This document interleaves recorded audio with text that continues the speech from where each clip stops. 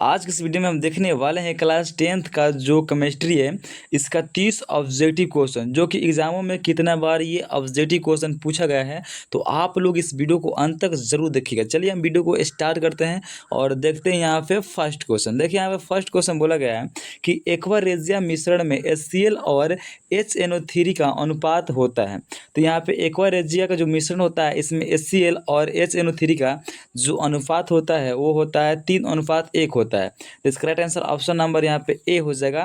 तो चलिए देखते हैं हम अगला क्वेश्चन। देखिए यहाँ पे 2 नंबर क्वेश्चन बोला गया है कि कमरे के ताप पर द्रव अवस्था में रहने वाला धातु कौन है। कमरे के ताप पर द्रव अवस्था में रहने वाला धातु कौन है। तो वो होता है पारा। क्या होता है? पारा होता है, जिसे हम मरकरी भी कहते हैं। इसका संकेत होता है Hg। तो इसका राइट आंसर ऑप्शन नंबर यहाँ पे ए हो जाएगा। अगला क्वेश्चन देखते हैं। बोला गया है कि निम्नलिखित में से किस धातु को चाकू से आसानी से काटा जा सकता है।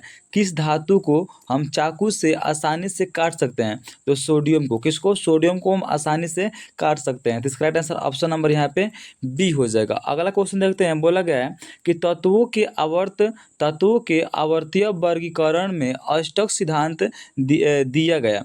जो यहाँ पे तत्वों का आवर्तीय वर्गीकरण है उसमें अष्टक सिद्धांत किसने दिया था। तो न्यूलैंड के द्वारा दिया गया था। किसके द्वारा? न्यूलैंड के द्वारा दिया गया था। तो इसका राइट आंसर ऑप्शन नंबर यहाँ पे बी हो जाएगा। अगले यहाँ पे क्वेश्चन देखते हैं। बोला गया है कि निम्न में से कौन कार्बन का अपरूप है। इसमें से कौन कार्बन का अपरूप है। ग्रेफाइट, हीरा और फ्लोरीन, ये सभी का होता है कार्बन का अपरूप होता है। तो इसका राइट आंसर ऑप्शन नंबर यहाँ पे डी हो जाएगा। अगला क्वेश्चन देखते हैं। यहाँ पे बोला गया है कि रासायनिक अभिक्रिया के दौरान किसी पदार्थ में ऑक्सीजन का ह्रास होता है, ये कहलाता है, क्या कहलाता है। तो वो कहलाता है अपचयन। क्या कहलाता है? अपचयन कहलाता है। तो इसका राइट आंसर ऑप्शन नंबर यहाँ पे बी हो जाएगा। अगले यहाँ पे क्वेश्चन बोला गया है कि यहाँ पे जिंक प्लस यहाँ पे कॉपर सल्फेट है और ये रिएक्शन हुआ है ZnSO4 और इसमें क्या निकल गया है? यहाँ पे कॉपर निकल गया है। तो यह रासायनिक अभिक्रिया किस प्रकार का अभिक्रिया है। तो जो यहाँ पे अभिक्रिया दिया गया है ये कैसा अभिक्रिया है। तो ये विस्थापन अभिक्रिया है। कैसा अभिक्रिया है? विस्थापन अभिक्रिया। इसमें यहाँ पे जिंक है और जिंक का अभिक्रिया कराए हम कॉपर सल्फेट से और क्या बन गया? यहाँ पे जिंक सल्फेट बन गया और कॉपर का हुआ यहाँ पे विस्थापित हो गया है। तो इसका राइट आंसर ऑप्शन नंबर का हो जाएगा यहाँ पे बी हो जाएगा। विस्थापन अभिक्रिया है। कौन सा अभिक्रिया है? विस्थापन अभिक्रिया। अगले यहाँ पे क्वेश्चन देखते हैं। बोला गया है कि आधुनिक आवर्त सारणी में क्षैतिज कतारों की संख्या कितनी है। यहाँ पे क्षैतिज को हम बोलते हैं ऐसे जो होता है ना उसमें कतार, वो कितना होता है। तो इसमें क्षैतिज कतारों की संख्या कितना है? 7 है। कितना है? 7 है। तो इसका राइट आंसर ऑप्शन नंबर यहाँ पे बी हो जाएगा। अगले यहाँ पे क्वेश्चन देखते हैं। बोला गया है कि यहाँ पे साग सब्जियों का विघटित होकर कंपोस्ट बनाना किस प्रकार का अभिक्रिया है। साग सब्जियों का विघटित होकर कंपोस्ट बनाना किस प्रकार का रासायनिक अभिक्रिया है। तो वो होता है ऊष्माक्षेपी। क्या होता है? ऊष्माक्षेपी होता है। तो इसका राइट आंसर ऑप्शन नंबर यहाँ पे बी हो जाएगा। अगले यहाँ पे क्वेश्चन देखते हैं। बोला गया है कि काली चूना का रासायनिक सूत्र क्या है। काली चूना का रासायनिक सूत्र क्या होता है। तो काली चूना का रासायनिक सूत्र है कैल्शियम ऑक्साइड। क्या होता है? कैल्शियम ऑक्साइड होता है। तो इसका राइट आंसर ऑप्शन नंबर यहाँ पे बी हो जाएगा, कैल्शियम ऑक्साइड। अगले यहाँ पे क्वेश्चन देखते हैं। बोला गया है कि जल में घुलनशील भस्म को कहा जाता है। जल में जो घुलनशील भस्म होता है उसे हम क्षार कहते हैं। क्या कहते हैं? क्षार कहते हैं। तो इसका राइट आंसर ऑप्शन नंबर यहाँ पे बी हो जाएगा। अगले यहाँ पे क्वेश्चन देखते हैं।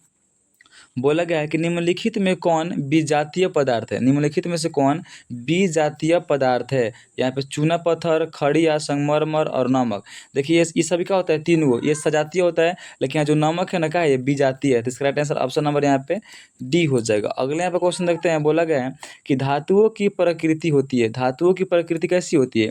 तो धातुओं की प्रकृति होती है विद्युत धनात्मक। कैसी होती है? विद्युत धनात्मक होती है। तो इसका राइट आंसर ऑप्शन नंबर यहाँ पे ए हो जाएगा। विद्युत धनात्मक होती है धातुओं की प्रकृति। अगले यहाँ पे क्वेश्चन बोला गया है कि कौन सा हाइड्रोकार्बन सबसे क्या है? सरल यौगिक है।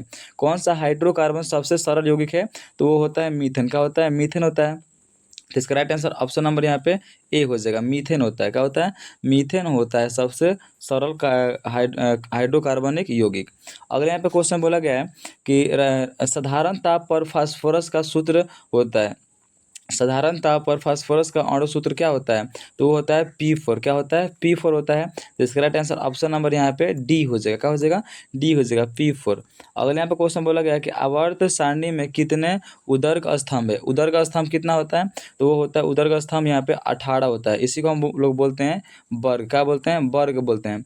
तो आवर्त सारणी में वर्ग संख्या कितना है, यानी कि उदर्ग स्तंभ कितना होता है? 18 होता है। तो इसका राइट आंसर ऑप्शन नंबर यहाँ पे डी हो जाएगा, 18 है। अगले यहाँ पे क्वेश्चन बोला गया है कौन सा अधातु कमरे के ताप पर द्रव होता है?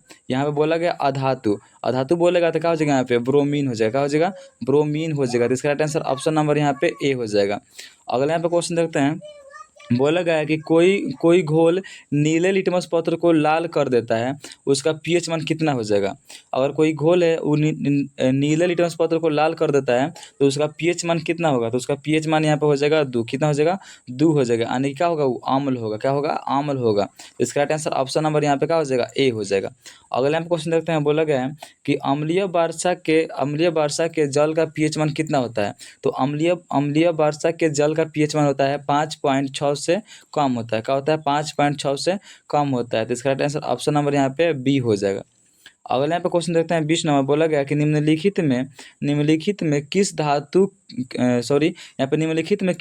की किरोसिन में डुबा कर रखा जाता है? किस धातु को किरोसिन में डुबा कर रखते हैं? तो यहाँ पे सोडियम को। किसको? सोडियम को हम लोग केरोसिन तेल में डुबाकर रखते हैं। तो इसका राइट आंसर ऑप्शन नंबर यहाँ पे बी हो जाएगा। अगले यहाँ पे क्वेश्चन देखते हैं। बोला गया कि सिरका में निम्नलिखित में कौन सा अम्ल पाया जाता है? जो सिरका होता है उसमें कौन सा अम्ल पाया जाता है? तो उसमें पाया जाता है एसिटिक अम्ल। कौन अम्ल? एसिटिक अम्ल पाया जाता है। तो इसका राइट आंसर ऑप्शन नंबर यहाँ पे डी हो जाएगा। अगले यहाँ पे क्वेश्चन देखते हैं। बोला गया है कि यहाँ पे एल्युमिनियम पर मोटी ऑक्साइड की परत बनाने की प्रक्रिया क्या कहलाती है? एल्युमिनियम पर मोटी ऑक्साइड की परत बनाने की प्रक्रिया कहलाती है एनोडीकरण। क्या कहलाती है? एनोडीकरण कहलाती है। तो इसका राइट आंसर ऑप्शन नंबर यहाँ पे बी हो जाएगा, एनोडीकरण। अगले यहाँ पे क्वेश्चन देखते हैं। बोला गया है कि आवर्त सारणी में प्रत्येक आवर्त का अंतिम सदस्य होता है। जो आवर्त सारणी होता है उसके प्रत्येक आवर्त का अंतिम सदस्य क्या होता है? तो वो होता है एक निष्क्रिय गैस होता है। क्या होता है? एक निष्क्रिय गैस होता है। तो इसका राइट आंसर ऑप्शन नंबर यहाँ पे सी हो जाएगा, एक निष्क्रिय गैस होता है। अगले यहाँ पे क्वेश्चन बोला गया है कि वह धातु जो सिर्फ अम्ल राज्य में घुलता है वह धातु जो सिर्फ क्या होता है? अम्ल राज्य में घुलता है, वह कौन सा है? तो यहाँ पे हो जाएगा यहाँ पे सोना। क्या हो जाएगा? सोना हो जाएगा। तो इसका राइट आंसर ऑप्शन नंबर यहाँ पे बी हो जाएगा। अगले यहाँ पे क्वेश्चन देखते हैं। बोला गया कि निम्न में कौन सबसे अधिक क्रियाशील हाइड्रोजन है? निम्न में से सबसे अधिक क्रियाशील कौन हाइड्रोजन है? तो वो होता है फ्लोरीन। क्या होता है? फ्लोरीन होता है। तो इसका राइट आंसर ऑप्शन नंबर यहाँ पे ए हो जाएगा, फ्लोरीन। अगले यहाँ पे क्वेश्चन देखते हैं। बोला गया है कि मिल्क ऑफ मैग्नीशिया का पीएच मान होता है। मिल्क ऑफ मैग्नीशिया का पीएच मान कितना होता है? तो 10.5 होता है। कितना होता है? 10.5 होता है। तो इसका राइट आंसर ऑप्शन नंबर यहाँ पे डी हो जाएगा। अगले यहाँ पे क्वेश्चन देखते हैं। बोला गया कि प्लास्टर ऑफ पेरिस का रासायनिक सूत्र होता है।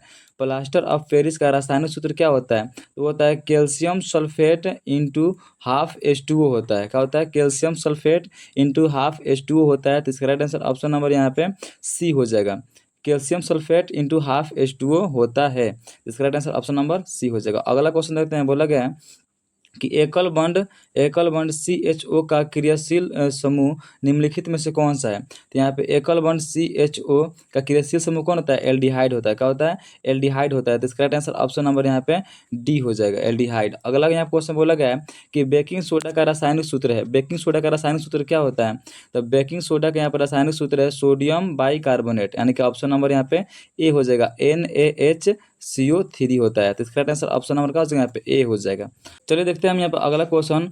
बोला गया है कि शल्य चिकित्सा में टूटी हड्डियों को जोड़ने के लिए प्रयुक्त होने वाला रासायनिक पदार्थ है, तो वो होता है यहाँ पे प्लास्टर ऑफ पेरिस। इसका राइट आंसर ऑप्शन नंबर यहाँ पे सी हो जाएगा। तो ये क्वेश्चन इस वीडियो का लास्ट क्वेश्चन था। चलिए मिलते हैं आप लोगों से अगले वीडियो में, तब तक के लिए जय हिंद, जय भारत।